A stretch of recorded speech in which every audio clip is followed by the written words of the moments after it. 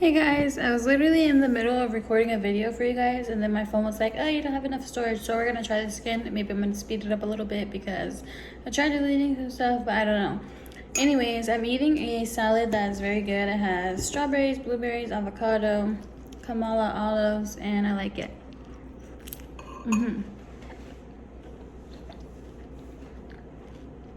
So, before my video got cut off, what I was trying to tell you guys was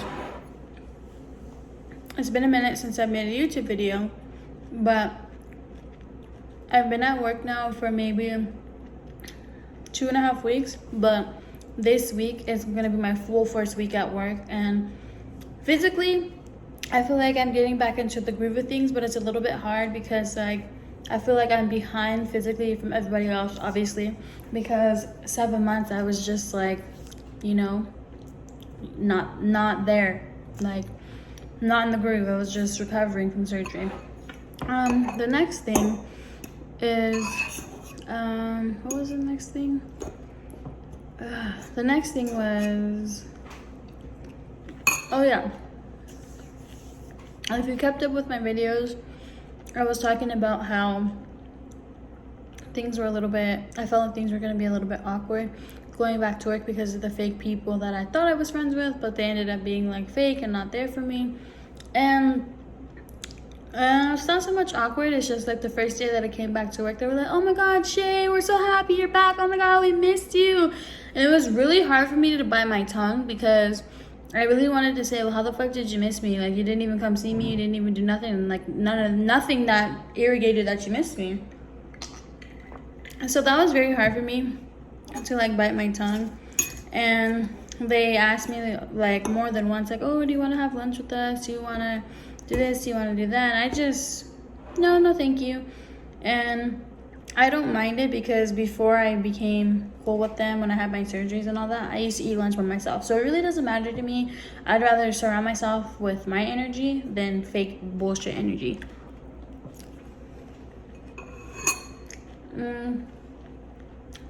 Third thing, this month I joined a book club, like in the Inland Empire, like where I live.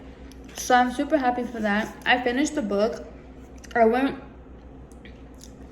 to the first book club meeting. It was so awesome.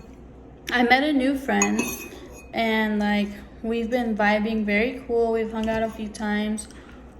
So it was pretty cool.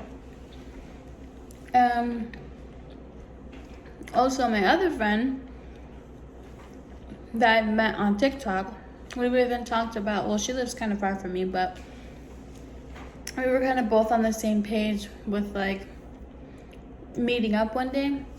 So we recently talked about it, and we were like, once we get things going with work and get back on track with bills, we're gonna put it in the works. So even that made me happy, because when you have a lot of things in common with someone, but the only thing that is stopping you is distance, it's like you want to make it happen, but it just sucks because of distance. But I'm looking forward for that. So it's like, I'm not tripping about these fake people because I feel like I was so stuck not being able to socialize, because I was like, what's the point of making new friends right now if I'm stuck in this house not being able to do anything because I couldn't walk, I had catheters stuck to me, I had tubes and all this coming out of me. But now that I'm getting myself back out there, getting acclimated into the world, I'm in a better place than I was, I don't know, a month ago. And also I'm losing weight. I've been meal prepping every week for work. I've slimmed down a bit. I don't know how much, but everybody keeps telling me, and I'm just like, hey.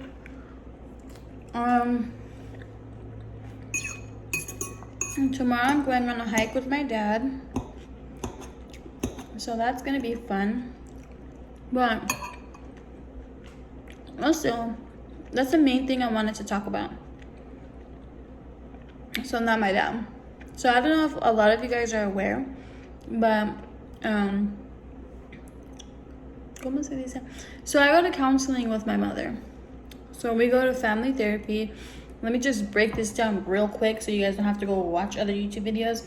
So basically the reason why my mom and I go to therapy together is because Her ex-husband used to rape me, molest me, verbally abuse me, all the abuse you could think of, okay? And when I came out about it, she didn't believe me. So obviously, I came out about it when I was 14, went to go move with my biological dad. So yeah, fast forward to now. For the longest time, she didn't believe me. So it really took a toll on our relationship, obviously. And she stayed with him, all this type of stuff. And yeah, we never clicked.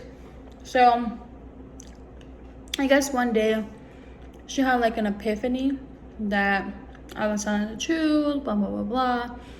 So even after she kicked him out, whatever you call it, we never talked about like how it affected me and our relationship. We never talked about the elephant in the room. We just like continued on our relationship. So basically sometime last year, I pretty much told her like, we gotta go to therapy because this isn't healthy for us, and we never talked about the elephant in the room. So this year we started therapy, and it's very hard for me to like hear the things that she says, like why she didn't believe me and her reasonings, and for me to process that after all these years later.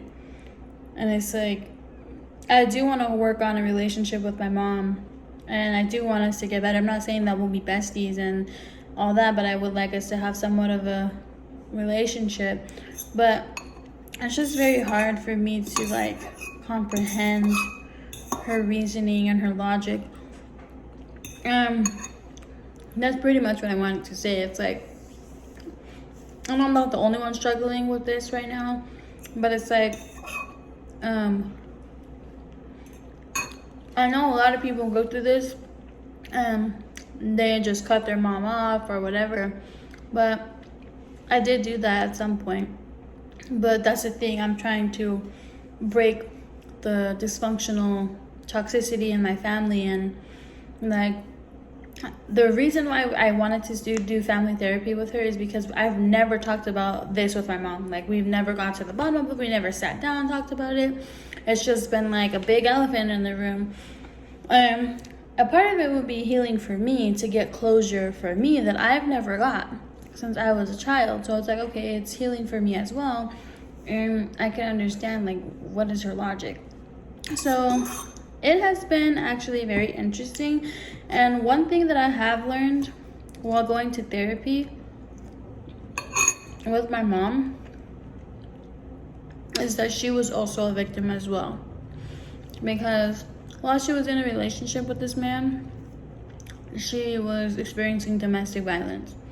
So obviously I already knew that, but when the counselor put it into that perspective, like, well, you have to look at it like this because your mom was experiencing domestic violence, so she's also a survivor as well because of the manipulation, I never looked at it that way. So now that I'm older and I have a more mature brain than I did at 18, 19, 20, it makes me look at things very differently.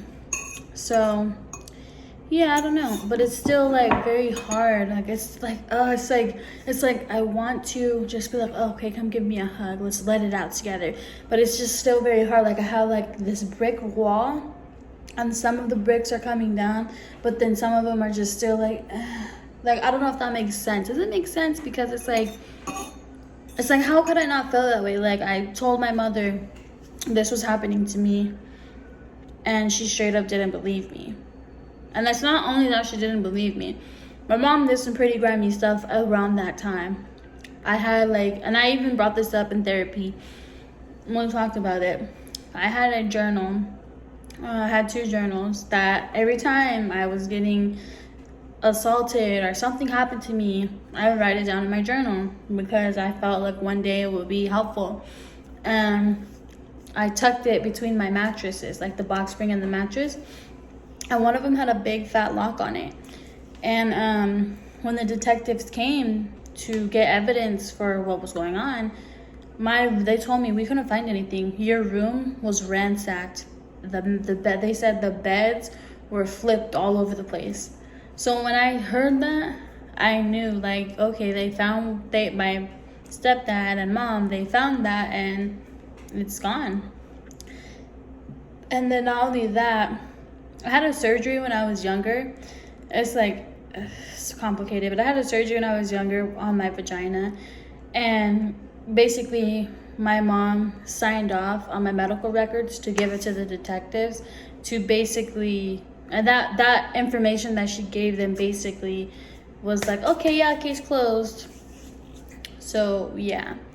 So, and they also told my mom, like, you know, if you can get him to confess, like, you know, we may have a case. And she's like, no, I don't believe her. So, it's like, not only that, when I moved out, at some point, my mom put my name on the lease. So then when shit hit the fan, like a couple years later, and she didn't pay rent, I was like 18 or 19, and I was about to get an eviction on my name. So I was like, yo. So then I literally had to go to the police department and get the records from when I moved out at 14. So it's like, there's a lot of things here. It's not just like, oh, you didn't believe that I was raped. Yeah, that's the one thing. No, it's like a lot of things here. So it's like, it's not just like that little one thing. And like, I'm trying to look past it. I'm trying to evolve and not be toxic, but do you understand what I'm saying? It's hard. It's very hard.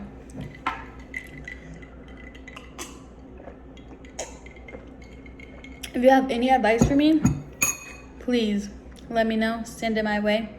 But this is something that I'm currently, I wouldn't say struggling with.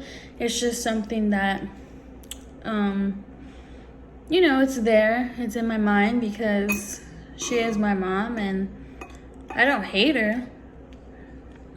I don't hate my mom, but I just wish during the time that I needed her, she would have been there.